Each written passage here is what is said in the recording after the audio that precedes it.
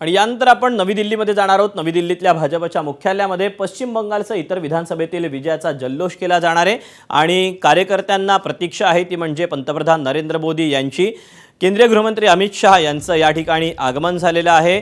अनेक जे केंद्रातले मंत्री असतील, कार्यकर्ते असतील, हे सध्या पोहोचलेले आहेत आणि मोठा जल्लोष पाहायला मिळणार आहे। अर्थातच आज भाजपसाठी ऐतिहासिक दिवस असणार आहे, कारण पहिल्यांदाच पश्चिम बंगालमध्ये भाजपनं निवडणूक जिंकलेली आहे। मोठ्या बहुमतानं पश्चिम बंगालच्या जनतेनं भाजपला विजय मिळवून दिलेला आहे।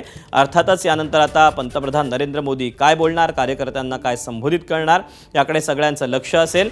तर केंद्रीय गृहमंत्री अमित शाह हे देखील या ठिकाणी पोहोचल्याचं समजतंय।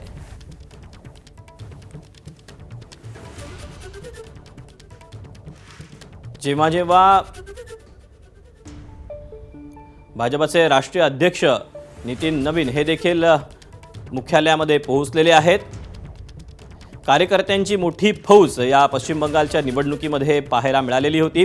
आसाममध्ये देखील भाजपनं आपला गड राखलेला आहे। त्यामुळे आता सगळ्यांना प्रतीक्षा आहे ती म्हणजे पंतप्रधान नरेंद्र मोदी यांच्या आगमनाची।